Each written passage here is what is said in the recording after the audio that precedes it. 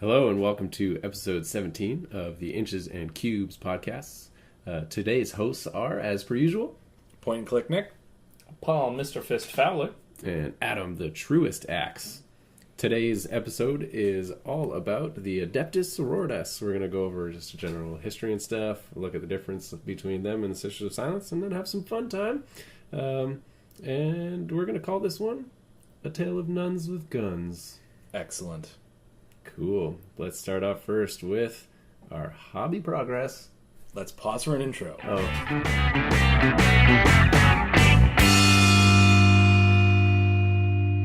and we're back. You guys want to talk about hobby progress? Yeah, I don't have any. You don't I'm not have gonna lie. I am having a major block right now for hobby stuff. Yeah? I put myself on a no buy freeze until I get a bunch of stuff that I want to get painted, and I can't sit down and do it. I have the time, and I look at my table, and I'm just like, nope. Got to do something else? Yeah, I don't know what it is. I'm loving the playing, building lists, all that stuff. I just can't find the motivation. So, motivate me, guys. Motivate you? I feel like because we're kind of at this point where we've kind of optimized our list a little bit, built and painted some missing pieces to kind of make it good for 8th. Yeah. And now it's like, let's play. Well, I got to get the Demon Prince painted up. Okay, It's just yeah, purple. he's a big missing piece. He's Yeah. a big missing piece. Yeah, he's sitting on your desk right now. in pieces. I know he's there to motivate me, and I can't sit down and do it. I'm hoping to get some. I want to sit down for an hour and a half tomorrow night and Friday night, and I am just going to force myself to do it. Well, I find what helps is just sitting down and making a small little list of okay, what needs to happen on this model, and just picking 2 or 3 things, and just so progress is made. That's a good idea. Yeah, I might do that. 'Cause Yeah. I want to get down the metallics, the highlights, Yeah. and So- the trim. Yeah. So just be tonight I'm going to do the metallics on the legs. That's all. No rush, no pressure. How about you, Adam? You can come over tomorrow night and stand behind me and shame. Until it's done. Okay, I've got the nun's habit that I've been meaning to wear. And the topic for the night is suiting. It's all about penance, and Yeah. we'll just strap you to a penitent engine until you paint. Oh God, we've gone too far. Yeah. Okay, so I'll about- go next. Womp womp. I've actually not done anything either. What? Only commissions. That counts. Yeah. That Okay. counts. It's always All right. counted. All right. So I did up the black coach. I had to fix it and make it right for a customer so that it could go into 2 pieces because he wants it to be the exact perfect base size for, I think it's 9th age fantasy. And People still play that? Well, that's the one that kind of, when fantasy was like, we're going out. When people burn their models? Yeah. Oh, okay. 9th age kind of grew a little bit. Okay, cool. Such an overreaction. This company owes me a lot because I bought these models 20 years ago. Get out. Go. There's the door. If you're listening to this and you burnt any models, turn it off. We don't need you. Yeah, I just remember watching that guy burn his high elf army. I'm like, you just burning thousands Money. of dollars. Yeah, that's your time. You're not hurting anyone's feelings. Yeah. They've already got your money. So moving on. I had my first Australian customer as Battle Brother Studios, which is fun. Nice. Yeah, the guy lives in Melbourne, Australia, and I painted him up a rock grinder, and I feel like it was a testing ground for future projects. It looked really good. I saw it on the page. Thanks. Well Very done. good. I loved the. Did you have a stencil for the side hatch offset Gene Stealer cult? logo? No. So what I did was I cut a square out of green painter's tape, plugged it on there, and blasted some airbrush to get a faded square on the outline, and then I just freehanded the middle part. It looks really good. Thanks. You're so smart. Yeah. So go check out pictures on the Facebook page. The Encounter Wargaming Facebook page. The Battle Brothers Studios. Battle Brother Studio. Yeah, There's so many different. We got to enemies talk going about on. branding. Yeah. And then other than that, I've just been talking to a lot of customers. I don't know if you got. I haven't said this on the podcast, but my mini wargaming advertisement video, I guess you can call it, went up in August, and so I've been talking to a lot of customers, locking down deals and stuff. Nice. And I had one arrive, and Blakely helped me open it up. You guys probably saw that. I saw picture. that. Yeah. Yeah. That's That's cute. cute. So just tons of. So that's a Magnus and Helldrake and a bunch She'll of. never have money for drugs if you get her into Warhammer, Adam. That's right. They're starting while they're young. Yeah, and so other than that, waiting for a couple other orders to arrive in the mail, and that's it. I almost have those Blood Dragons finished, so it's just probably a couple of more hours on those. I'm having a lot of fun. I decided to go with the gold armor, like the Custodes, like I mentioned before. That's mostly done. And I picked up the grass kit from Games Workshop. So the one that's all the little tufts of grass on sticky little nubs. Yeah. That thing works great. That is, like, that has turned me around on static grass. I wonder, like, if you can get it cheaper from, like, a model train place. Probably, Yeah. but I just... Yeah. I wanted it and needed it and knew where to get it. So I didn't go looking. Yeah. So, it's just like this sheet, and every little blob of grass is on this, like, cellophane sheet. You peel it off, and you don't even have to glue it. You just stick it to the flock and press it in, and the adhesive on the blob just sticks it onto the base, and it's like... Solid bind? Yeah. Nice. Like, I still white glued mine on. So the ones I used were Army Painter. I felt like putting a blob of white glue would still help, but I haven't seen the GW ones. I put them on, and I was like, unless you pull on these, they're not coming off. Oh. There you go. Oh, but did you put them straight onto the cork? Is that why? Onto the flock. So and like onto just the flock. kind of like push them right in. So there's a lot of weird intimacy between the bond and the. That's an odd choice of words. No, that's how Okay. you talk about joins and stuff. Like it forms in, so it's kind of like when you get a package.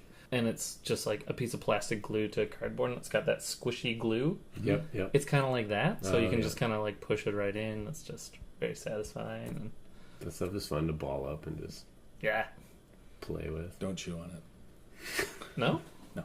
Oh, That explains a lot. okay. That explains why one eye is dilated more than the other. So just finishing off those details. Those really finish especially the brown bases. Just because they looked a little plain, so popping a little bit of green, little bit of yellow on them, really kind of had this nice contrast, and just finished off those models real good. Awesome. So topic progress. Definitely. You play any games? I did. I played one game. Who'd you play? I played the Butcher of Baskin-Robbins himself, Mr. Val Heffelfinger. I've only got 29 flavors now to steal his joke. So he was playing the new Grey Knight Codex. I was playing the Chaos Codex.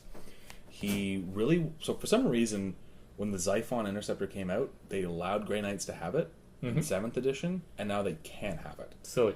So he wanted to use it so bad, he took the auxiliary support detachment. Oh. So he actually lost a command point. So he had a battalion, took the -1 command point. He's thirsty for Xiphon. Yeah, so he was running that. He ran 2 Venerable Dreadnoughts. They're Grey Knights, so they're Psychers. So they're 2 Venerable Dreadnoughts that have a heavy Psy cannon, which are just better autocannons. Yeah. Well, you would always take that then. Yeah, they're awesome. They're 6 shots. Okay. Strength 7, AP -1, 2 damage. Hitting on 2s. Oh, nice. Very good.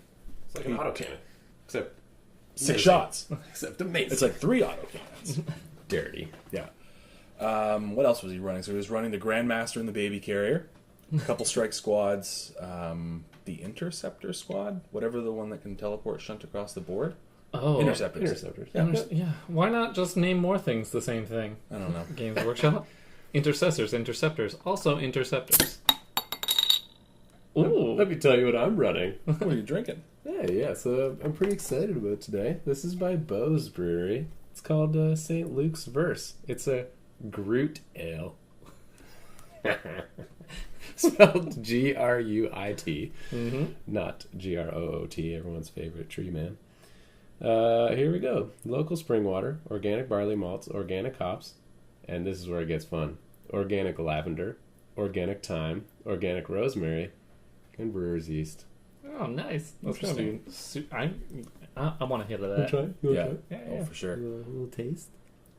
It looks handsome too. That is just good label design, Bose. Yeah. Well done. They have a couple more in this line as well, so you can check them out. LCBO. Yeah. Except it's expensive. It's $5 for That this is bottle. going to. Oh, no, you did There it. you go. Anyways, continuing on with the glory of the Grey Knights. Yeah, they were a fun army. I don't know who painted them, but they did a good job. Oh yeah, I painted those. So I was. Wait a minute. I was Actually, running, some of them. yeah. He did some some of kid won that army from some tournament, and then sold it online, and our friend Val bought it.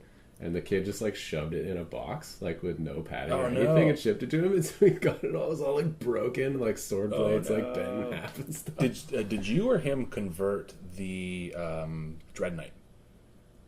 I did not touch a Dread Knight. I did the Xiphon, his Knight for that, and then a couple Terminators to fill in blanks. Nice, yeah, because that Dread Knight has like a long glaive. Oh, that's cool. It's converted up. It looks really cool. So, anyways, we played Maelstrom. This time, Maelstrom actually worked really well. We both got like tough but doable objectives. We went with the rumored chapter approved thing for going first. Mm-hmm. So he had 11 drops. I had 9 drops. So I got +1 to go first, but I went first anyways. Passing around the beer now. Yeah, we're just trying to see Luke's, right? It smells delicious. A little aroma. It smells like... You have a good nose. No, you get the rosemary. You really get the rosemary. Oh, you definitely do. Mm-hmm.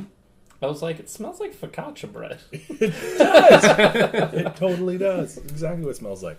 Yeah, your boy bakes. It's soft. Yeah, I like that quite a bit. So Maelstrom, I went first. Won the roll-off. Didn't need the +1. And Fire Raptor, Helldrake, Demon Prince did a ton of work. Wiped out a couple squads first turn. Got a big head start on the points. And then he played a very cat and mouse game of using Gate of Infinity to jump around the board, grab objectives, hide from like my gun line.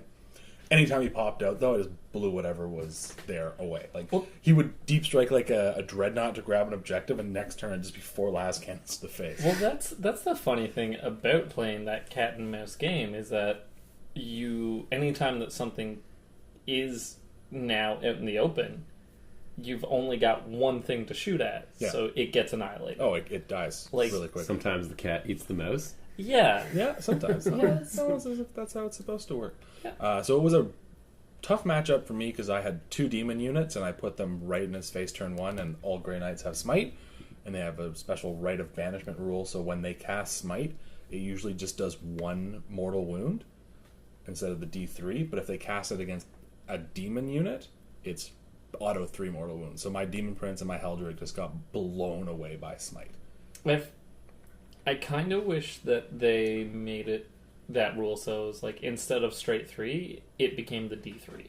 Yes. You know? Yeah, because like they already they reroll fail to wounds. The entire army rerolls fail to wounds against demons. So it's not like they're not getting their bonuses. Bottom all the way to ended at turn 6. He had a choice in turn 5 to go for the win by deep striking his Warlord, because his Warlord had Gate of Infinity, on the final objective that he could have scored to push him into a win. But if he had done that and the game had gone on, I would have nuked the Warlord and I would have gotten an additional point. So he opted to play it safe and hope for it to go to turn 7, but it didn't, so he couldn't jump on the objective at the end. Tied 17-17. It was a fantastic game. Definitely want to play it again. I want to run the Falchion against him because he can't say anything about it. You're a bad man.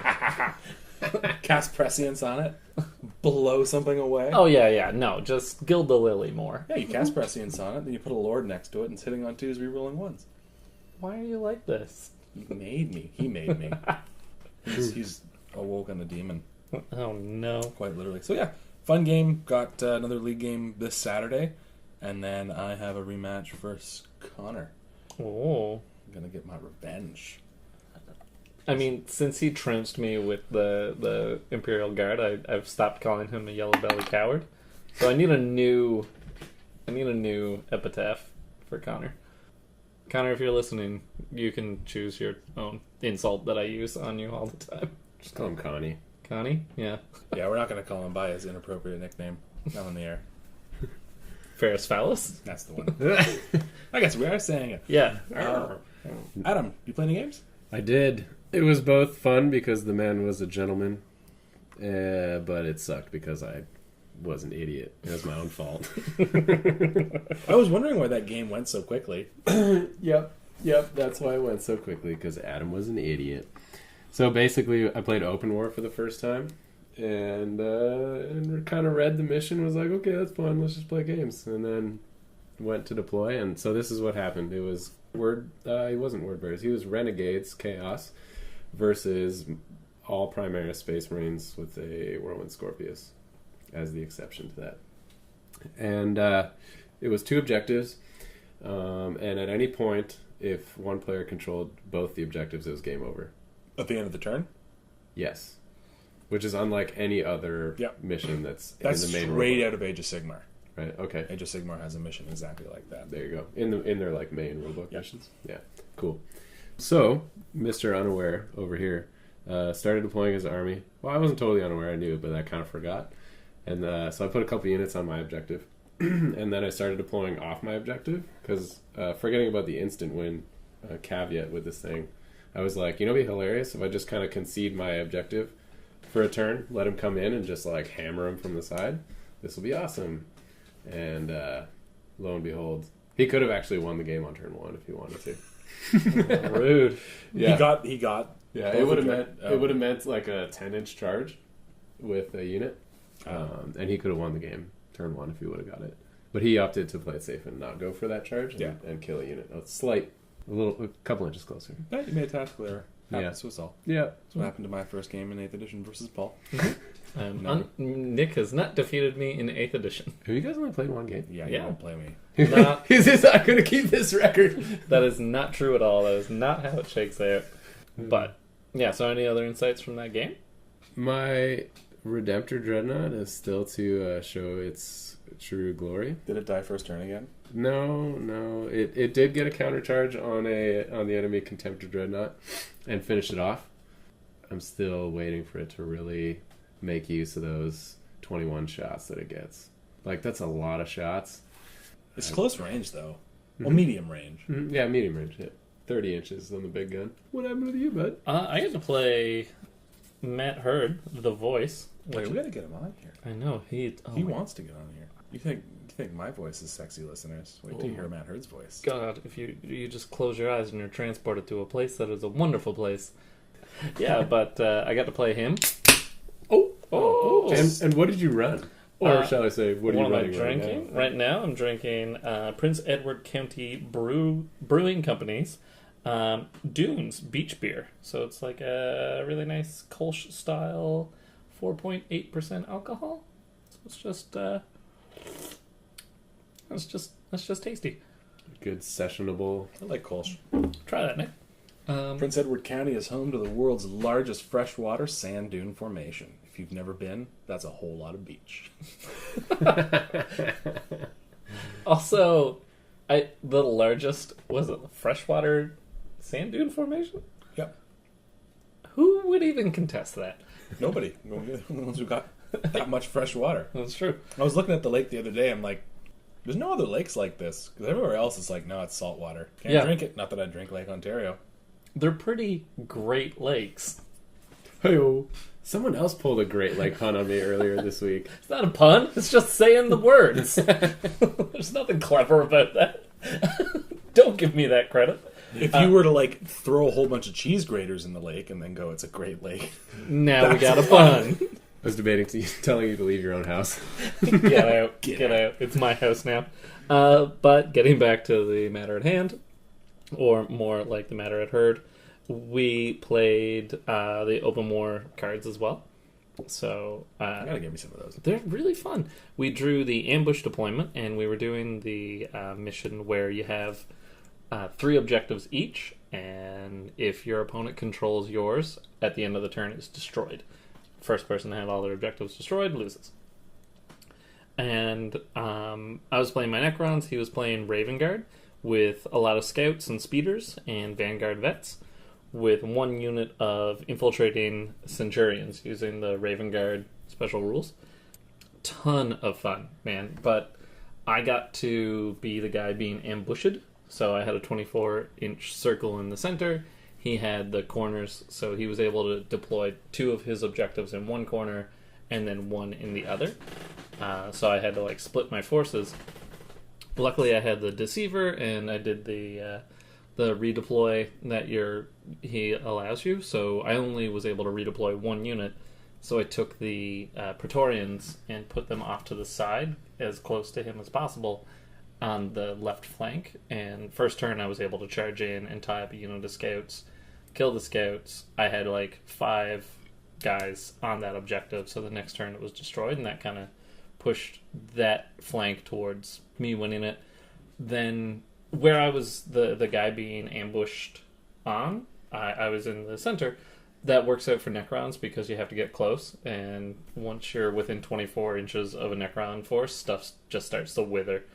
And especially Raven Guard too, because its stratagem offsets its chapter tactics. Because like when you're outside of 12, -1 to hit, but your stratagem is you can deploy any unit. Well, I think the stratagem's best used to like put like a squad of Devastators on that building on the other side of the board rather than be in somebody's face. It's kind of like, I'm going to put that really powerful shooty unit in the perfect position rather than... And yeah, that's what he did with the Centurions. So I had to just pour a lot of fire into those guys. Like, small arms fire is what kills them. You have 2 up saves. Yeah, so you just force a lot of saves. That doesn't work on you. No. When you have a 4 up and vulnerable save. What you guys? So you played open war. Did you guys get the ruse, or did your opponents get the ruse? We didn't go with the ruse because we were just like, let's just try the cards. Yeah, we didn't do it either because we were 1 power level away from each other. Okay. And so it's supposed to be whoever's lower gets the ruse, and he was lower by 1 and was like, it's not. Because they can really swing it, right? Yeah. Like, get a free unit back to life. You know, it's like, And like, I was lower by a lot.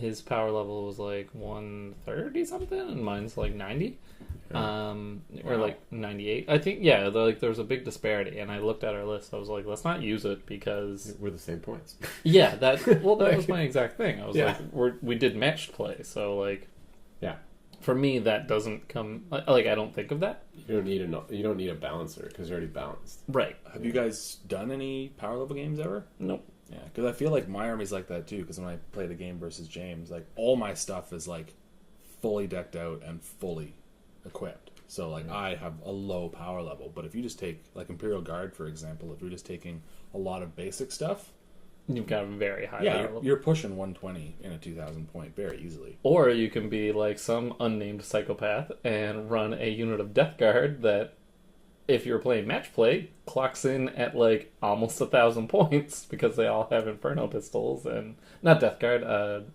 Death Company. Death Company? Yeah. Death Dustin. Watch? Death Watch? No, Death Company. Death Company. Blood the jump Angels. pack dudes. There's so much death. I know. The Grimdark. Guys, like, should we just mail a thesaurus to Nottingham? It would help. Yeah, I think so. And just cross out anything that has ice in it. Or Ice wolf. or blood. But yeah, like, I just was able to focus on stuff and just, like, kill it. Not instantly, but just, like, wither it down. He did manage to kill the warrior blob in 1 round of shooting. Told you it was possible. Entire army. It was a lot of shooting, so I was like, that's fine. Nothing else got shot. But then he just decided that once it looked like he was going to lose, he was like, all right, I got to kill the Satan. Like, you know how you're down, like you're losing a game, and you just pick something where it's like, all right, this is what I need to accomplish to feel like I came out and had a good time. Yep. And he managed to do it with a Vanguard veteran with lightning claws, just like jumping over a bunch of guys and assaulting him. And he blew up, killed everybody. The Landspeeder Storms did a lot of work in that game too. Just because they were in my face and he would assault stuff with them. So we were getting pretty beardy. We both had a lot of flying units. Like the Annihilation Barge put in so much work, and you can't really assault it out of shooting because it has fly. So it was a fun game. I ended up destroying all the objectives, and he's a stand-up piano of an opponent. You got to stop making excuses for why you can't play me.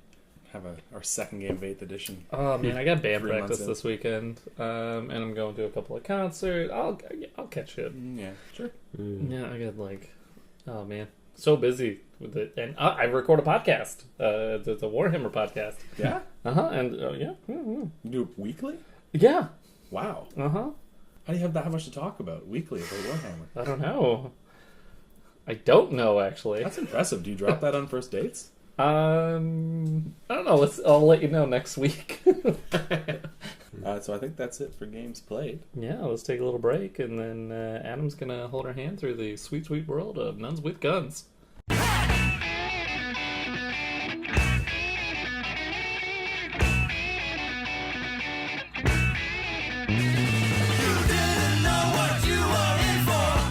Battle Brothers Studios, a commission painting service passionate about making your miniatures and your gaming table look great. Our philosophy at Battle Brothers is this: your army is our army. Every model will be something you can be proud to show off. Send us a message on facebook.com/Battle Brothers Studios for a free quote and make that dream project come to life. We also have something special planned for the release of 8th edition of 40K. Right now, get 20% off if you commission us to paint an 8th edition starter set, or get a 10% off Army Bundle bonus for painting up your new 8th edition 40K Army. Inquire with us on Facebook for full details. Hogtown, Hogtown, Hogtown! Saturdays at Sword and Board! Rock and Blur! It's behind the pizza. Oh, yeah! Idiots.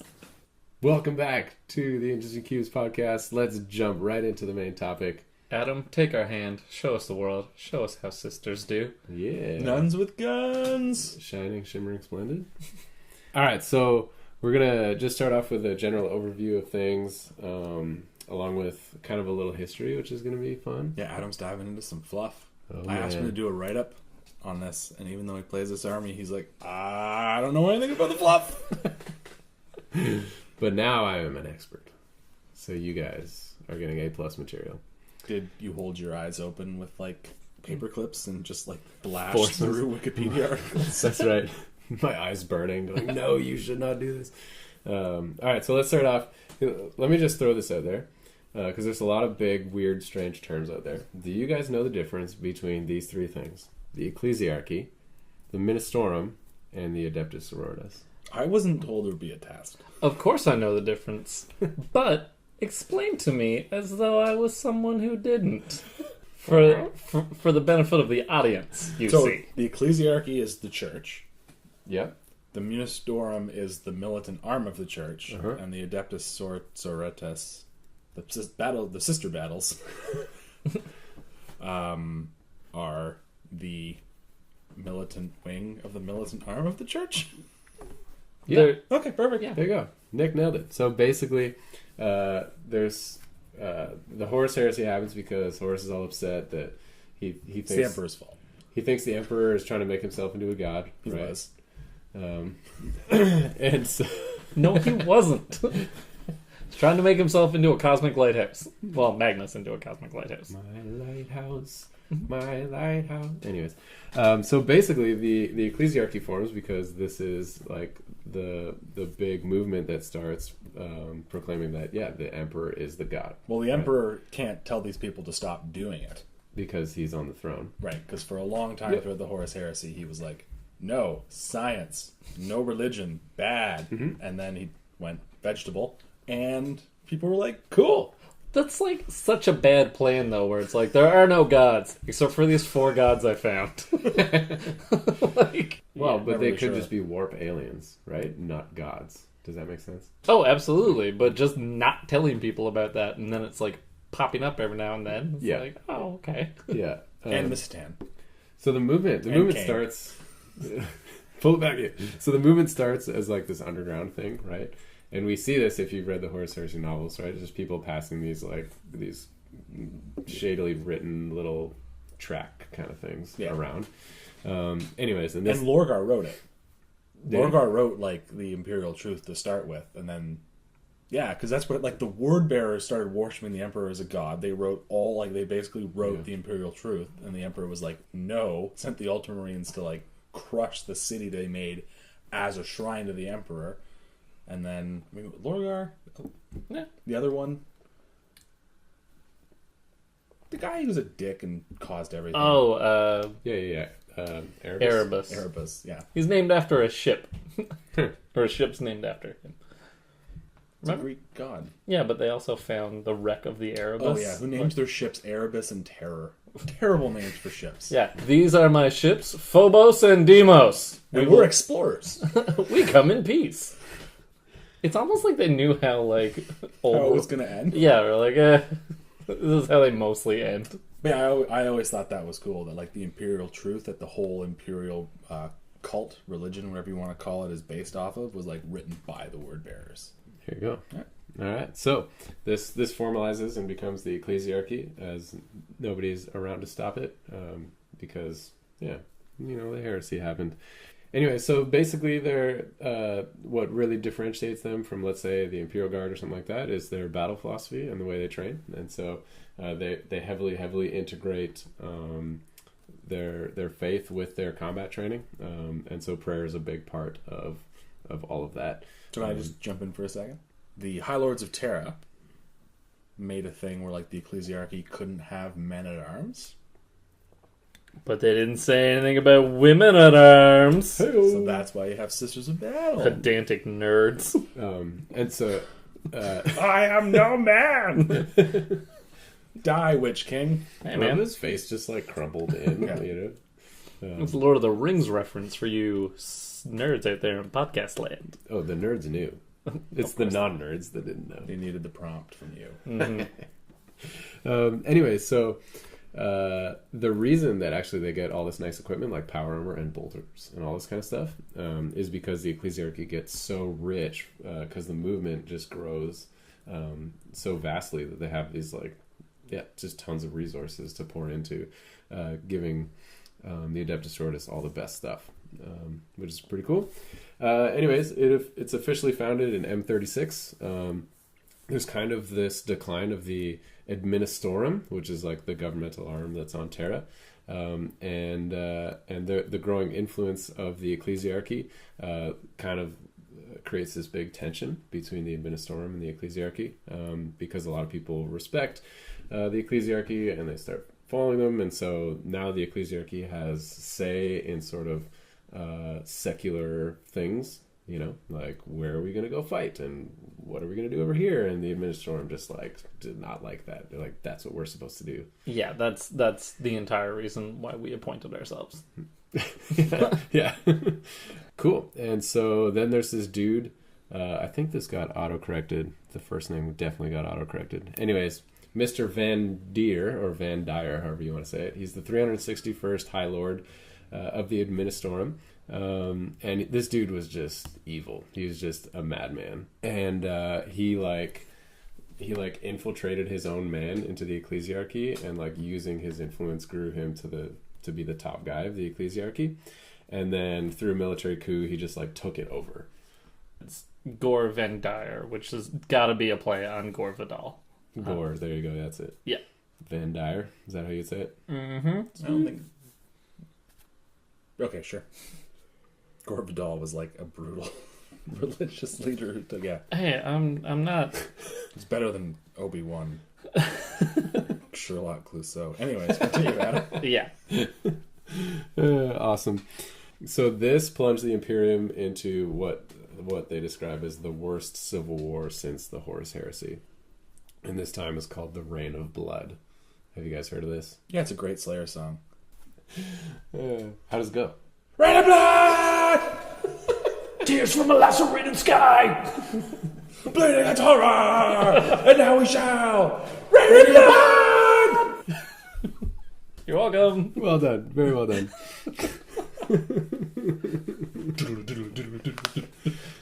So in this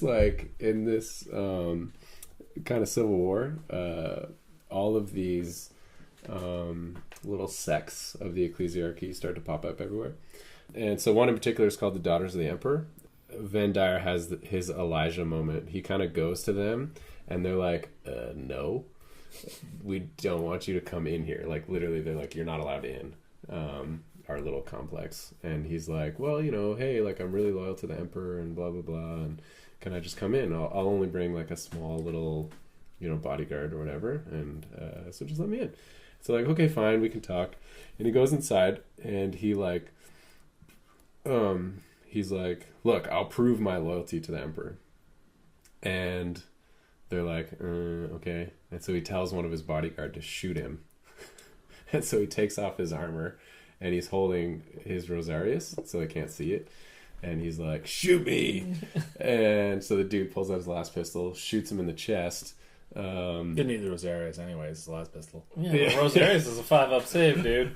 That's a 4-up. 4-up, alright. It's still a 50-50 chance. It's the last pistol. Still 50-50! You get your t-shirt saved. Ow!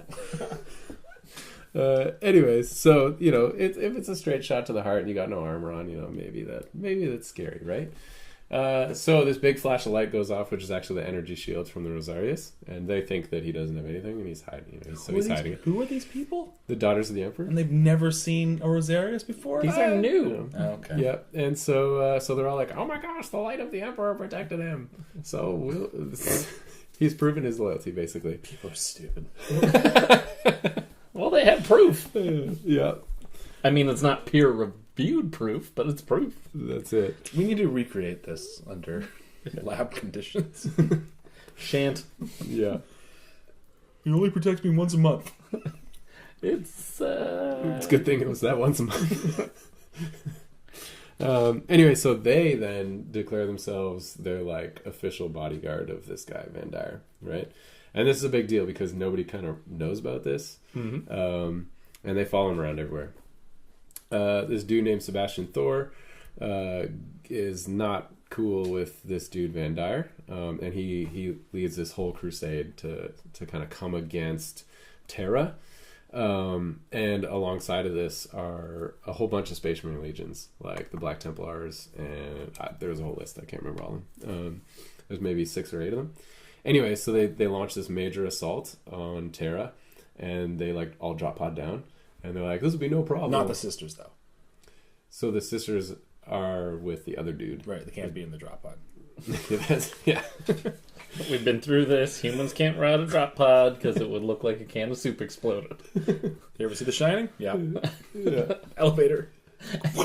And one Space Marine just coded in his friends. This wasn't good. Nope. Should have read the training manual. Yeah, I thought you guys could hang. So he launches this big crusade. It's a big deal. They all drop down on Terra. They weren't expecting the daughters of the Emperor to be there. And they're like, shoot, what was supposed to be really easy is now going to take forever because we're getting our butts kicked. And so what ends up happening is the custodes step in. The janitors? Yeah. Awesome. They come mops in hand. Power mops. Power mops with Bullshit. with gold pants. No shirts. Floor buffer. Power buffer. That's their transport vehicle. Oh, is that why they're all hover vehicles? So they don't scuff the floors. Did you guys see the Orion Dropship that's coming out? That for is the Custodes? Looks really cool. Stupidest model. I showed it to you. You said that looks super cool. It does look cool, but like, imagine building and transporting that. Okay, yeah. Like that's. But it's not as big as like the what's it called, the Orca? Or It's probably like as big as the Fire Raptor. Okay. I gotta take a look at it again. It looks rad, but it's just like, it's impractical. Yeah, like the Carbitus or any Dark Eldar vehicle. True.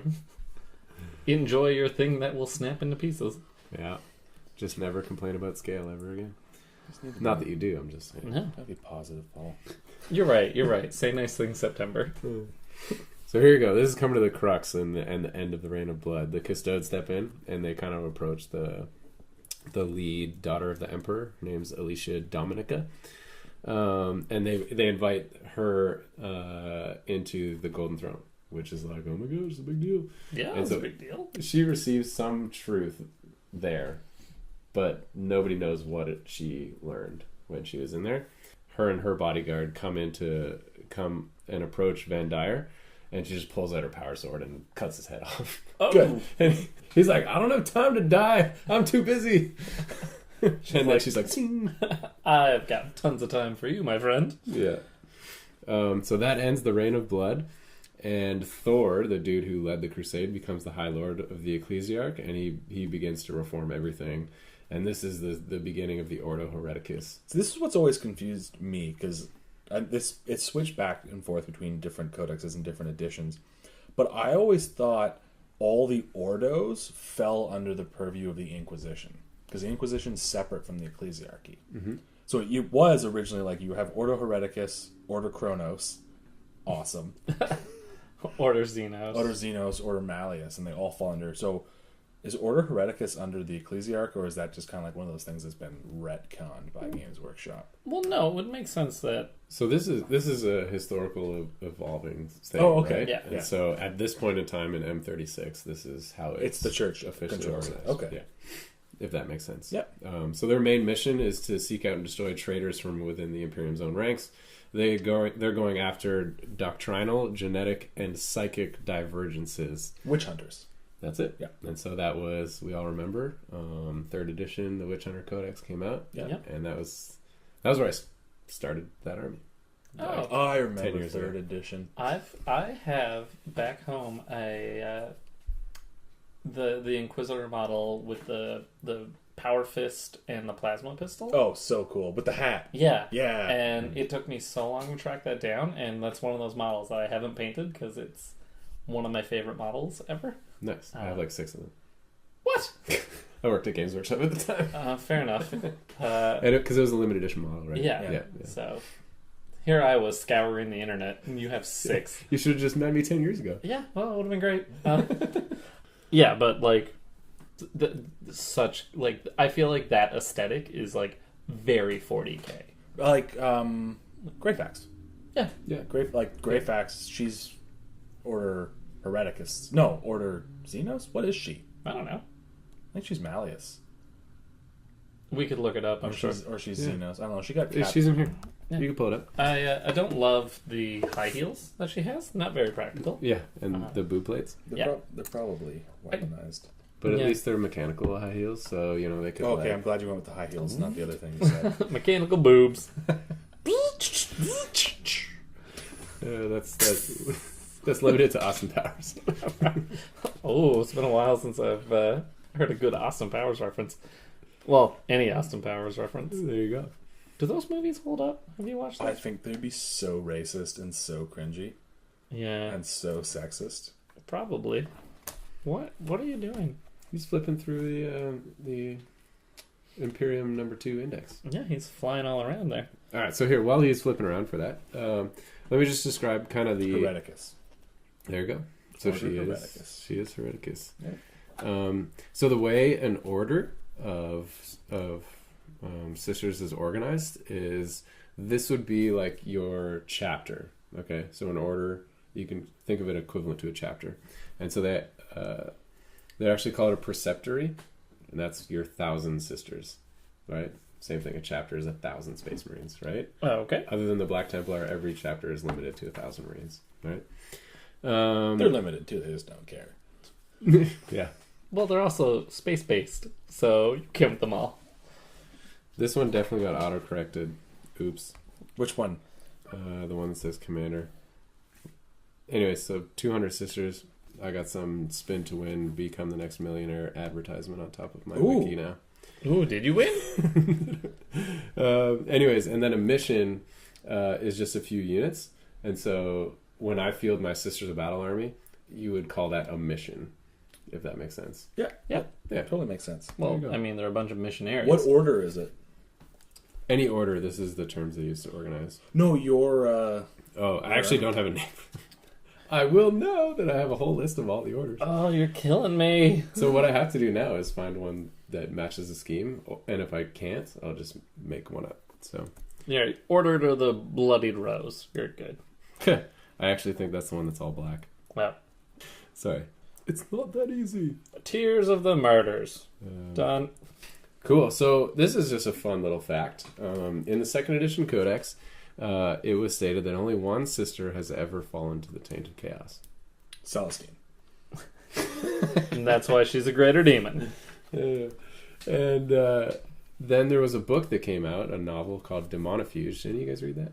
I read a couple of issues, a few of the stories that would pop up in Inferno. I was able to like get my hands on a few as a kid, but never enough to like read it all at once.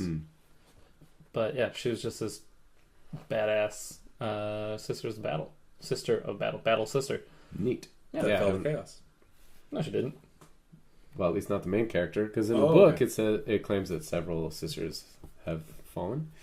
And then Kane's Last Stand says that an entire mission was cited fighting alongside Chaos Cultists in that book. So, there you go. Yeah, it makes sense to me. Like, going back to the whole word bearers creating everything, Chaos and Tzeentch especially would be very easy to be like, hey, you're the true believers. All those guys are heretics. Like us. Yeah. So actually, all the claims that they've fallen to Chaos say they've come aligned with Slaanesh. Yeah. That's also the get out of here, you weirdo fan fiction writer. Now, here's just a fun little thing I'll take you guys through. What's the difference between an Adeptus Sororitas and a Sister of Silence? Know your women. Oh, God, Paul. It's not that bad. You know, we probably have... No, we don't have any women listeners. I hope we do, but we probably don't. My what? No, she doesn't. No. Blake, they listen? She's giving up. Good. Yeah, she's like, I like listening to your voice, but I have no idea what you guys are talking about for most of the podcast. The jokes are funny when I get them. I'm like, that's fair. Are they? Because, alright. Connor says he laughs out loud at us. But Connor just laughs a lot anyways. It's true. And also, Connor's losing his mind. Have you noticed? I think he eats mercury. Should we do something? I think so. In fact, this is an intervention. Connor, you're actually freaking out right now. You're in a coma. Wake up, Connor. Connor, wake up. Go.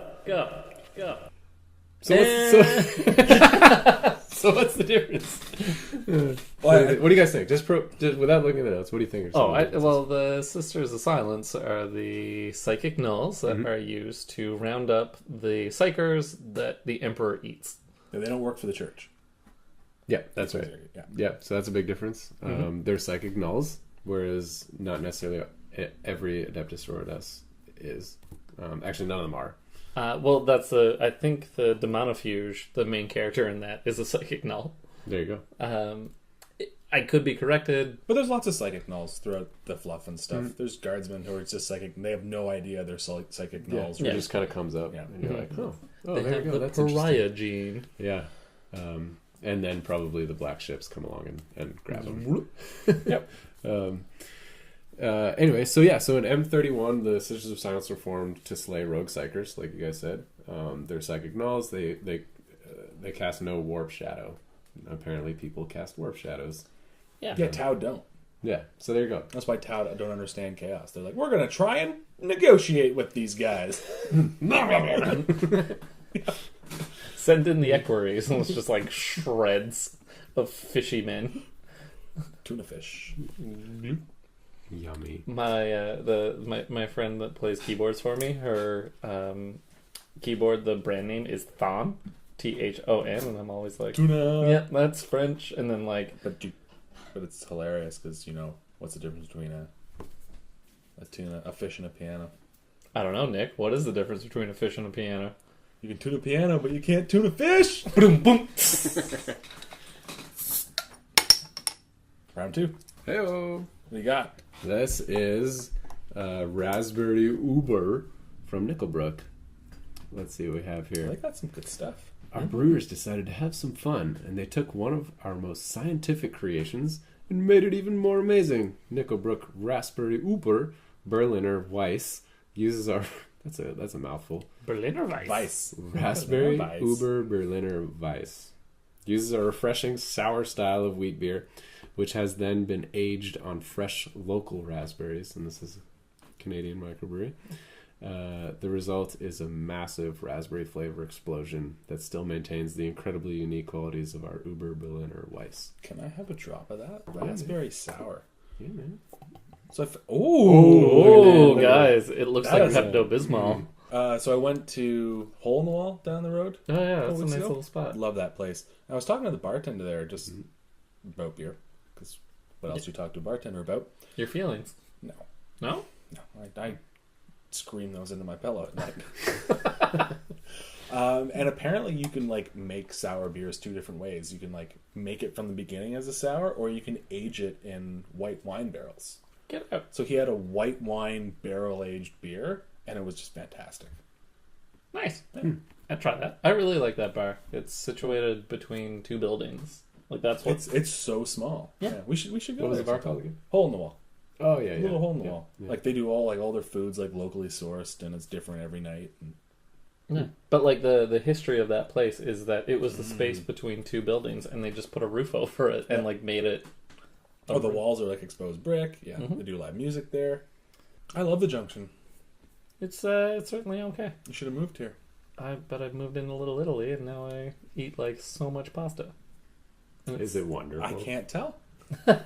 Well, I do yoga every morning. Do you eat pasta at restaurants?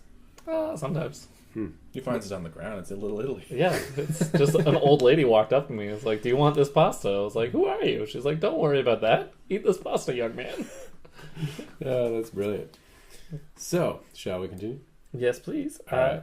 So we were talking about Sisters of Silence before you started drinking. Yeah, so another big difference is they have the right to enter freely into the inner sanctum of the Imperial Vaults. There you go. Regular Adeptus Sororitas cannot.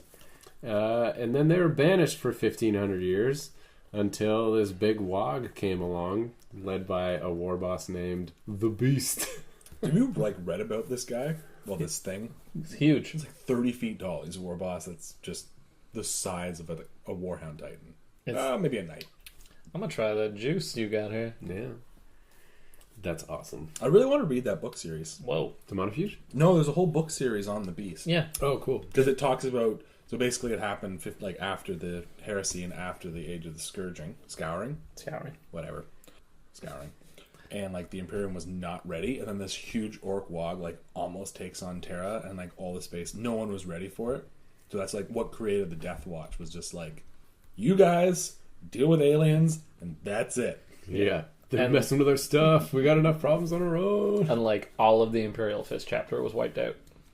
Oh, wow. Yeah. So they all like destroyed to a man, but when Dorn was founding the second founding, he put into place what was called the Last Wall Protocol. So if one of the second founding chapters was wiped out, the other chapters would send forces and become that new destroyed chapter. So the Imperial Fists really like to die. Well, they're really good at it because people keep getting into trouble and they're like, well, I guess we'll help. We're not going to be nice about it. We're going to be very taciturn. So speaking of book series, have any of you guys read the Eisenhorn book? A long time ago. Trilogy? No. This is a Dan Abnett special, and it's amazing. It's my favorite trilogy by far. Are you bringing this up for a particular reason, my friend? I am indeed. So it has an amazing description of what it's like to be around a psychic null, and that character's name is Bequin, and she's like, or Bequin, I don't know how you pronounce it. I like Bequin. Bequin? No, there's no E at the end. Anyways, so she's fantastic, and yeah, just a great, like, you get so many, it's just so weird to be around them because they're almost like not a person, right? Yeah. Anyway, that's why they call them the Soulless. So very unnerving, and I'll let Dan Abnett describe it for you. Just read the series. Cool. Yeah, I think I'll make the Eisenhorn series my next like reading project. Yeah, it's fantastic. So then, now the Untouchables, as they're called, as well. Not Kevin Costner. And Sean Connery. Elliot Ness up in this. So the Untouchables, they're super highly sought after, specifically to go through the trials to become a Calexis assassin. Oh, yeah. So there you go. So most of the resources that go into finding them, it's just so hard to find them, and so many resources are needed to find them that they put them through the most rigorous training. A lot of them die going through the training, which is crazy. Some of them end up, instead of being Calexis assassins, they become what are called Soul Guardians to the Imperial Palace. That's SOUL. Yep. And then some of them make it to be Sisters of Silence as well. And then eventually Gilliman orders them back into the Imperial fold in M41, which brings us to the current time. so that's why we can play them again on the tabletop. That's right. That's their money-making, write it into the fluff line right there. Yeah, I want to play your Custodes. Yeah. Do you have Sisters of Silence kicking around? No, I gave them. Do you have any? You have 25 of them unbuilt and unpainted. They're so quick to paint.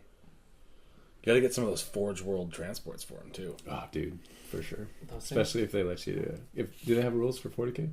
Not yet, no.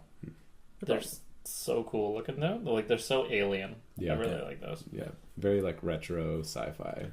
It's Frank Herbert. Just top It very bottom. much is, yeah. So that's the fluff. That's the fluff. How do they perform as an army? I love it. Yeah. I haven't played actually them for a few games now, but they do well. They do very well in 8th right now. You do have to combine it with stuff.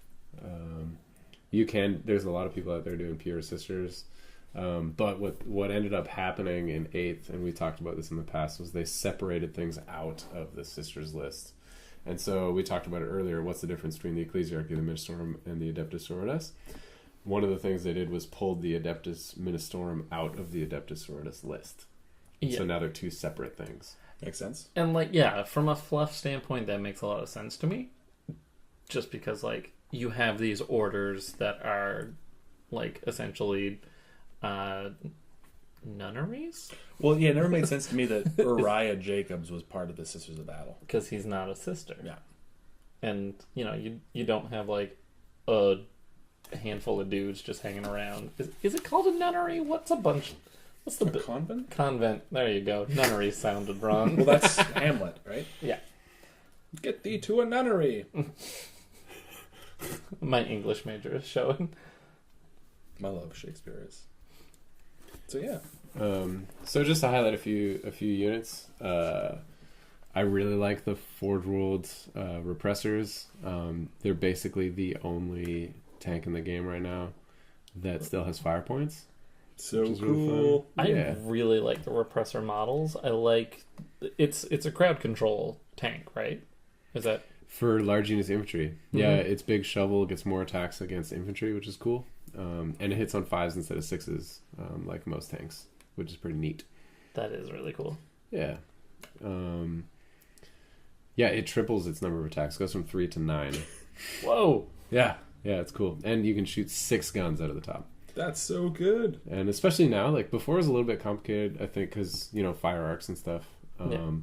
But now you can, like with the way vehicles work, you shoot anything out of anywhere and measure from any point on the vehicle. So that makes it really awesome. I mean, rhinos are still kind of key, but more than that, now I find the immolators are what really shine as their main transport. How many people fit in an immolator? 6. It's a same as before. It's a Razorback that has flamers. Yeah, which is pretty cool. So they made the flamers longer range, so they made them 12 inches instead of 8. Smart. And it's assault 2d6 auto hit.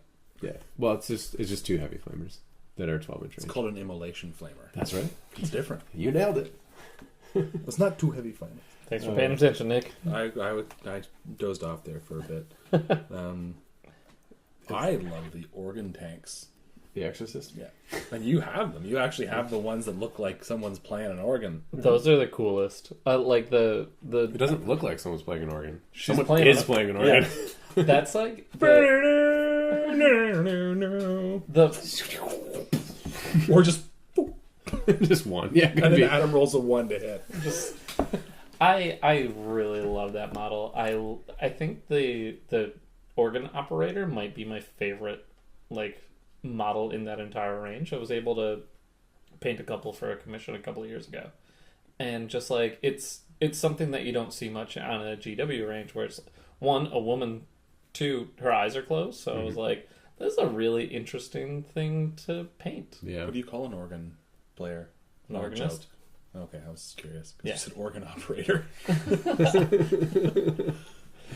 We're just gonna skip over the obvious jokes. But yeah, no, that one, that whole metal kit. 1, it explodes when you drop it on pavement. Oops. Very much so. Yeah. We've lived that. Yeah. On our way to mini wargaming. Thank you. We're better friends for it. At least we have funny stories to tell. Yeah.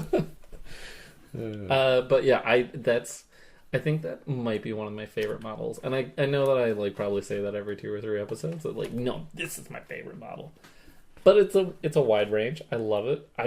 It's a monster to assemble because it's metal, huge metal chunks on top of plastic. Yeah, super top heavy. Like, the thing wobbles. Mm-hmm. Where are the rules for the Acts of Faith? It's actually at the start of this whole section. Oh, okay. So the Ministorum. Oh, okay. Yeah, because I wanted you to go into some of the cool Yeah. stuff that sisters get. Yeah, so the rules-wise, the Acts of Faith is the big differentiator. They have 4 of them. They're basically done. They're done at the beginning of the turn, before anything else happens. So, and there's different ways to get these. So standard, you get 1 for your whole army, and anybody with the Adeptus Sororitas rule can use it on a 2+. And so you actually have to be. And I learned this kind of the hard way. And you will be called a cheater when you get it wrong. So Until my voice is hoarse. that's it. So on a 2+, anybody with the Adeptus Sororitas rule can use one of these. Anyone with the Acts of Faith rule. Acts of Faith. Yeah. There you go. Like a Sororitas Rhino and an Exorcist can't use it. There you go. So it's Acts of Faith. So, right. So it's, some of the other ones are. This is why it's different. So let's start with this one. So anyone with the Acts of Faith can use this one on a 2+. But they're always the same. There's just different ways to get it, if that makes sense. Here we go. So first one, you can move like it's the movement phase. Like super powerful. Yep. It's really powerful when you cast it on penitent engines and you're not allowed to. And all of a sudden they're moving 14 inches. That's a good idea, though. But then also really powerful. Saint Celestine is the pinnacle of the Sisters of Battle army, right? Everyone's taken her in the Imperial Soup army list. Competitive play, like. Oh, that's a really good model. She's just good in the game, so you have to expect people are going to do that, right? Yeah. Okay, so the next, so that makes her have a 24-inch move essentially, and then she can charge another up to 12 inches. So 36-inch threat range on someone who's got a strength 7, 2 damage sword at -3 AP it's crazy. Right? So Celestine's Act of Faith can. Is Adeptus Sororitas. Yeah, so it could go on tanks and stuff. An Exorcist. Yep. Or an Immolator. Yep. The other one to read is the Imagifier. Yep. So that is the Imagifier says order unit. And So anything that so that's like your chapter. So you just read if tanks say order, they do. And so the Imagifier and Celestine you can use on tanks, but the regular army wide one you can only use on most infantry and characters. Makes sense to me. So anyway, so move like it's a moving phase, shoot like it's a shooting phase. Again, super powerful, right? And then fight like it's a fight phase, which when you get Celestine in there and then she's just standing around, she's fighting twice in a row. It's amazing. She's out there fighting like a girl. Yeah. Or before your turn starts, she kills a unit that she's still in combat with, and then she goes and operates normally, and charges another unit. Right? Like. Yeah. Brutal. It can be really good. And then the last one is restore wounds. So. Or a single slain model. Yeah. So if you're restoring wounds, it's D3 wounds. If you're restoring a model, it comes back with 1 wound left. Which is hilarious when you also use that on Pension Engines. And you're not allowed You can't do it, Adam. You're a bad man. So we have fun over here at Hogtown 40K and Encounter Wargaming. But we learn lessons, and then we can pass the knowledge on to you guys. We make mistakes, so you don't have to. That's right. So the way you can think of Acts of Faith is very similar to, chapter tactics, stratagems, stuff like that, because they don't get stratagems right now. So I think it's very similar to, it's like they're standing for psychic powers. Unless you're in Ministorum and you take some psychers. Heretics. That's rich coming from you. We're the true believers. I love the Retributor Squad models that have, like, the flamer face. Face The mask. full face mask. I'm It's looking like at them a gas now. mask kind of thing. Yeah. Mm-hmm. Paul has drawn us a lovely sketch on the spot of a battle sister. There you go. You can purchase it. Take a picture right now. We'll post it on the Encounter Wargaming Facebook page. We Yeah. got it. It's going on the social medias. We should just take a selfie of us recording right now. Get it on the And then we can just, like, post it. Turn the camera around, Nick. You keep talking. I got this. So another... Oh, I'll get in there. I'll lean right over. Mm-hmm. I bet people are gonna love This 20 seconds of just nonsense. Are you guys just taking pictures? Yeah, man. We're just taking pictures. Deal with it. Anyway, so something this just came back to my mind because you have the page open on this is the Repentia squads. I was really hoping they were going to get a lot better. Yeah, the ladies with the no clothes and the giant swords. Yeah, no clothes and the basically chain fists. They have eviscerators, so it's before it was like double strength and 2d6 on vehicles and stuff like that. Armor Shield of Faith is just a 6-up save, right? Yeah, but you get +1 when you're close to Celestine, which is kind of neat. So they have a 7-up save. Yeah. Just no armor. Their strength 6. It's a power fist. So you're like, oh, times 2 strength. So I got strength 6. What's the fluff behind the Repentia squad? It's repentance. So someone that just messed up, and it's like, wear this bag and take this sword until you're... Yeah. You're on the front lines. Run in there. Be crazy with this thing that's too heavy for you to carry. Oh, right, because Celestine was one. Yep. And she died like on the front lines and then came back to life, and they found her, and they're like, oh, snap. Oh, That's weird. This is exactly what they were for. So something that changed for 8th that I just found really fun was Stormbolters. They became Rapid Fire 2, right? That's, just So cool. puts in so much work. So, so something that I like doing is taking a Dominion squad with all Stormbolters, because it's real cheap. So if you're not doing power level, this is a great squad to take. And just shove them in a repressor and then drive around just shooting 16 shots out of this thing. Yeah, like 4 shots each is nuts. Mm-hmm. Like, it makes these units way more viable. It makes a Stormbolter a way better weapon. Yeah. Oh, yeah, especially with the Imperial Fist. Yeah. Pop, pop, pop, pop, pop. So good. This is the most redeemed unit, I think, for the Ministorum and the Sisters combined is the Penitent Engines. You can't use Faith on them, as I learned. No. But they're still amazing. Yeah, they're terrifying. Yeah, they're 2 heavy flamers each. They're strength 14 in combat. Like, they basically have Dreadnought close combat weapons, right? Strength 10 in combat. There you go. Again? Strength 10. No. I just forgot they were only strength 5. Strength 16! Yeah. I was thinking of Dreadnoughts, but they're not Dreadnoughts. So, but straight 3 damage, which is beautiful. And on a 4+, after they're done fighting, they just attack again. That's crazy. Yeah. So, I mean, you're saving your command point for that, right? Like, you're going in against one big unit or multiple units or a bunch of characters, and you're just hoping to fight again. Yeah. You know? And it's like, get it done, sort of. And it does. It does. Because you can reroll your misses, because you have Zealot, which is fantastic. And I always forget to do that. Yeah, they're a fun little unit. Mm-hmm. Especially with 7 wounds.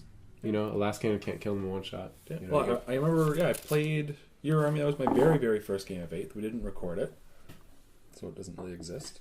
But yeah, it was a tough army. Like, I know both of us didn't really know the rules, but a lot of shooty stuff. Mm-hmm. Like, very, very much. Because they're basically armed with the same weapon loadouts that Space Marines come with, but for a drastically reduced price. So they're a little bit more... Well, not drastically than a basic tactical, but yeah, reduced for sure. So you're cramming more shots in.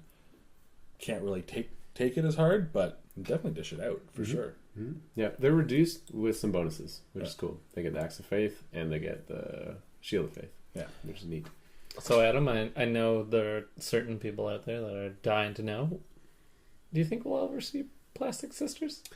Oh man, so here's my thoughts. I think they whet everyone's appetite with some Sisters of Silence, and I think they're tiding us over for another 5 years with that. You know what I mean? Mm-hmm. Like, it's such an overhaul. Yeah, and I think they're just not convinced that the Sisters is that popular. But in my mind, the problem, it's a chicken or egg problem, right? It's like, if you don't give them attention, of course they're not as popular. You make it really hard to build that army. Like, at $100 for 10 models, right? Yeah, no, people aren't gonna play it. Yeah, exactly. So they're kind of shooting themselves in the foot with that. Like, I don't know. They're just such a cool army, and I mean, they play such a huge role in the fluff, like we just outlined. To just kind of like sideline. And every time I like read something and they're in the fluff, they're just the coolest. Like, they're always like they fight so hard. They're always like in the thickest, and it's always like, oh, the Black Templar need to rescue the Sisters of Battle, and like the Space Marines get there and they're like, you guys survived this for this long? And it's like, yeah, that's what we do. All right, we're hard as nails. Yeah. And I don't know. I just think that Games Workshop should be like giving these models love because they could be really cool. And they could. It's such a great opportunity to, like, they could just say whole new faction, and they could totally redesign it.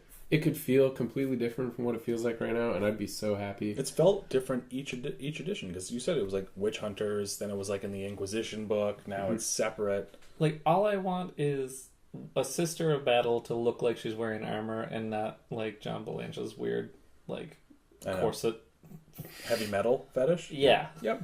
I mean, even if they worked away for those, it would never happen like this, but just made it so you could use a Sisters of Silence models as your like base line trooper or something.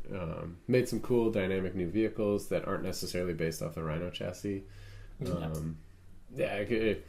knows? I think it's just such a big project for them that they're like, how unique do we make it, or how much do we keep it the same as what it is and still actually make a profit off this without taking too much? I don't know. They're just like, it's too much of a risk, right? Yeah. It's such a gray area that they spend time for their studio to dedicate towards that, and they're like, just not sure how it's going to go. Yeah, they didn't make a new Abaddon model. They made a new Celestine model.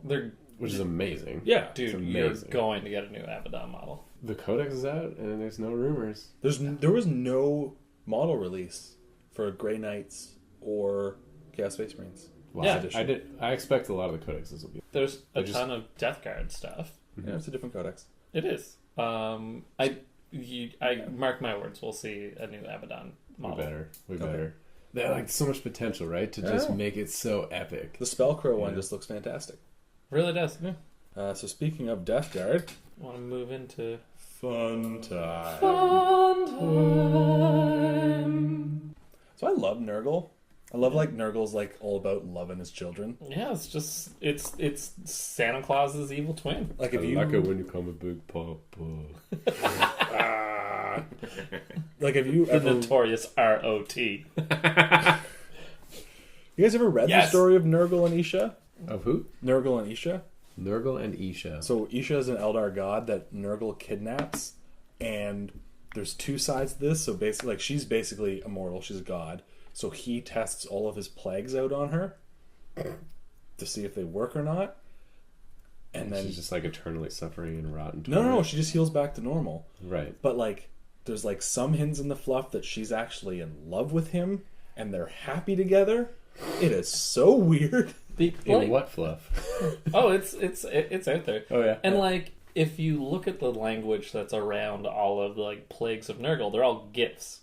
Yeah. Like for Nurgle, that's the nicest thing you can do to someone. Where it's like, hey, you want to have like this weird boil? Like, it's my favorite boil I ever made. This is the best boil. Yeah, he's not like malicious. Yeah.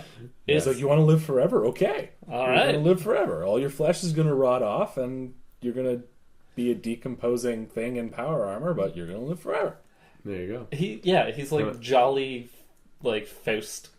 Just because we're so great at modern day commentary, it's kind of like right now we just all have our own definition of what love is. Yeah, it's good. It all works. I draw the line at this. This is pretty messed up. Paul's not going around spraying botulism in people's face going, I love you. This is how I show love. So yeah, Games Workshop has released their first preview for Death Guard. Now we've all seen the Morty model, not the Rick and Morty model, although somebody did make a Rick and Morty pair from the Poxwalkers kit, which I love. But Mortarion, he looks pretty good in this picture. Like the initial pictures, like Mortarion is the model's super sweet. Yeah, I've seen it painted up in like this nice dark green color scheme. Yeah, all you got to do is get rid of the purple robes, and that's one of the coolest models. Like I understand they need to be like bone white robes. Bone white, I would take ash gray, just a neutral. Yeah. Darken it up, make it evil, not cartoony. Right. Do your contrasting color on those big fly wings. Yeah. And they did it right. They gave him a gas mask. Thank you. Forge World didn't give him a gas mask, which I don't understand, because every bit of fluff, he can't breathe regular air is poisonous to him. Even before he turned into a demon Primarch. Oh, and they made the 30K one just open face. Yeah. And you're like, I don't understand what's going on. Wait, that's not true. He when he was on Barbarous, he passed out because he went Too deep. Okay. He took too big a hit. Yeah. So I saw one meme float by on the social medias. Someone circled his something underneath his head. Wait, what is it? The yeah. So this part of his robe. Yeah.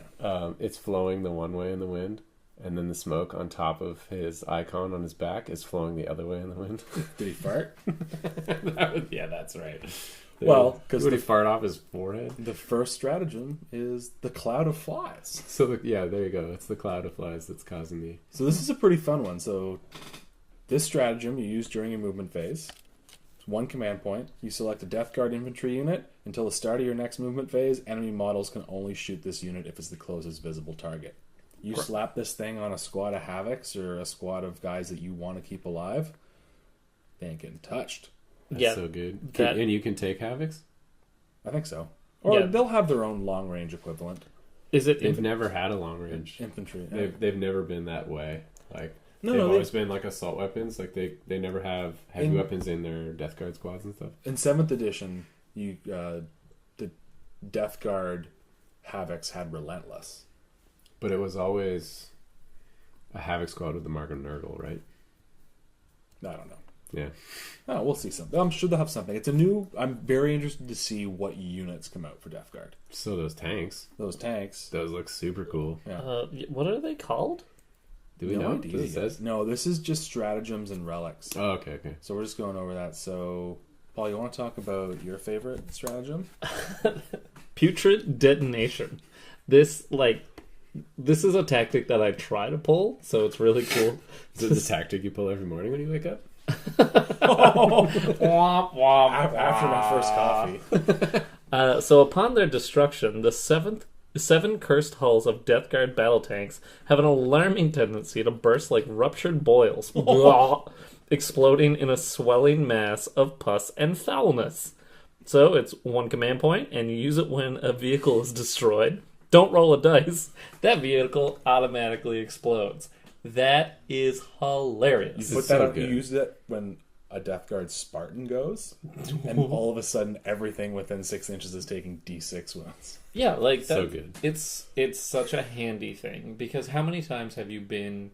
I spent a command point to re-roll a rhino blowing up. Right. Yeah, because I'm just like, let's do it. So now you're nailing it. I think that's a very. It's not situational at all. Well, no, it is obviously, but you have vehicles; they're gonna blow up. Yep. So now a guy has his dedicated assault unit attacking a Land Raider, a Dreadnought, and you're like, well, from hell's heart, I stab at thee.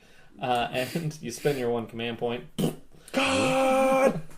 Yeah. I mean, especially when Death Guard are your main troop unit, you're going to put them in rhinos. Mm-hmm. Yeah. Right? Rhino bombs. And you're going up because all your weapons are short range anyways. So just shove them in the face of the enemy after you get out and then have fun. Let them have fun with it. I love it. I love it. It's trolly, but it's like fun. It's got that it feels nurgly. Yeah, and it costs you, right? It does cost you. Mm-hmm. What else we got? Just an awesome relic that just is hilarious to me. So you give this to a Chaos Lord or a Demon Prince, gets a 2-up save, and then you roll a dice every time the model passes a saving throw in the fight phase. So invulnerable save or saving throw. On a 4+, the unit that inflicted the wound suffers a mortal wound. That's handy. Cool. Why not? Well, you throw that into a squad of a squad of cultists or anything that has like a low AP, and you're just rolling 2-ups for days, and then that's 50% mortal wounds. Why not? Yeah, like you're probably not going to get it off a ton because it is such a huge deterrent, but it is a huge deterrent. Well, you throw it on a Demon Prince at warp time. Yep. I feel like I'm sensing a trend with you and relics. Yep. Throw it on Demon Prince. Give him warp time. Oh, I did make a mistake in my game. I thought that you had to, if you took a relic. I don't know why I thought this. It's just 8th edition and making up rules in my head that it had to go on your warlord. Nope. So I made my Demon Prince the warlord and just suicide bombed him. And I was like, I should have made my Chaos Lord the warlord because nothing came within like 30 inches of him. Yeah. So I think all Death Guard units are going to have disgustingly resilient. Is that Typhus? That's Did you just draw a little Typhus? Yeah, he's happy. Oh, we got more artwork from Paul. So I think all Nurgle Death Guard units are going to have disgustingly resilient, which is ignore wounds on a 4-up. There's a Warlord trait that makes it a 4-up instead of a 5-up. Oh, you said 5 up first. That's nuts. I said 4-up first. No. My correction had an incorrect. That's the old reanimation protocols. Yep. Which is a bummer that I don't have it, but it's nice that I like the way reanimation protocols work now. So it seems to be like there's going to be a lot of like mortal wound plague abilities, right? So there's like for roll a d6 for every unit within 7 inches of the bearer of this relic. At the start of the morale phase, on the roll of a 6, it suffers a mortal wound. Kind of cool. Yep. Roll a dice for each enemy unit that is within 3 inches of your warlord at the start of any fight phase. On a roll of a 4-up, that unit suffers a mortal wound. That one. Wait, any unit or every unit? Every unit. Holy cats! Yeah, They're just tough, and now they're just making it so you don't want to touch them or else you die. yeah. There's the crazy stratagem. This is worth 3 points. So you use it once per battle in the shooting phase. Select a friendly Death Guard character and roll a d6 for every enemy unit within 7 inches of them. On a 4-up, the unit suffers d3 mortal wounds. 7 inches. Nice. Seven Nurgle. is... Can you yeah. insert some Number cricket nine. noises there? I can. So yeah, I'm really excited to see the Death Guard stuff. I keep saying Death Watch. I don't know why. Well, because it's all the same. They only have like 10 words in the entire... There's just range. There's going to be so many new units. It's going to be awesome. The blight drone things you can see in these pictures. They have new weapons. Yeah, so that means a different kit, Yeah. other than the easy to build kit in the starter set. I noticed that last week, just talking with my buddy Justin about it. I was like, hey dude, look at this. That is not a flamer. Yeah. He's like, oh my god, it's not a flamer. And then like Nurgle Terminators. I see like a new Typhus model. Maybe I don't know which one's Typhus. Is that guy Typhus? You know, the guy with the white hat. What's I don't this think guy? it's any of them. That... I think it's just a Terminator Sergeant in the I think picture. this is a Terminator Sergeant. That might be Typhus. That's not Typhus. Because there's 2 different Terminator units there. There is, but the guy with the white helmet, the horn, and the Destroyer Hive, and the Man Reaper, and the other... Oh, yeah. Is he holding it up in there like this? Yeah. Yeah. No, I disagree with you. He's Because I got, looked at that he's got the picture. Destroyer Hive on his back. They all have it, though. Well, I'm just saying. Exactly, dude. That's what I'm saying. We'll update you when we know who Typhus is. Mm-hmm. I'll put a beer on it that is Typhus. He'll just bring you chicken. Instead. Well, I'll take chicken. Which is totally fine. That was I good mean, chicken. you offered that. Yeah, it was I'll fantastic still chicken. give you $5 if you want. No. That was my dinner. I wasn't that hungry. I just wanted a piece of chicken. We should officially announce this. The $5 for the name of the super glue brand was claimed by Nick. That Woo! Within minutes. We Yeah, the are next day. the champions.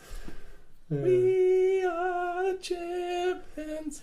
No time for losers, 'cause we are the champions of the world. That's not in the song. I know. I don't care. It's in Mighty Ducks. Can't argue with that. What do you mean it's not in the song? It's not in the song. Go listen to the song. No one says of the world. It's true. So with You're that making stuff up. I'm not loving making stuff. rendition of Queen, any final thoughts, gentlemen? Sisters need more attention. They're a great faction. Yep, I agree. Yeah.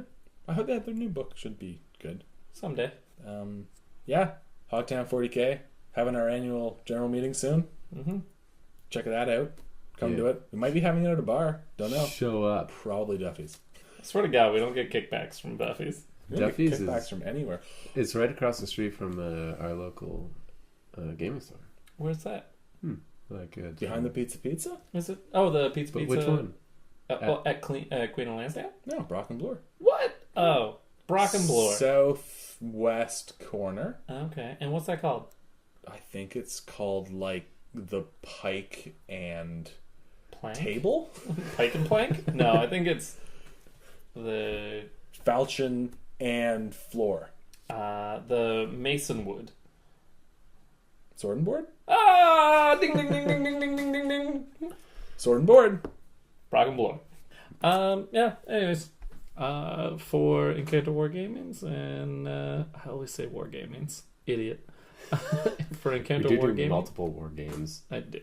It's true. They do. For them, and Inches and Cubes, I'm Paul Mr. Fist Fowler. I'm Point and Click Nick. And I'm Adam the Truest Act. We're wishing you a good night out there in podcast land. I've paid my dues. No. Time after time. Goodbye.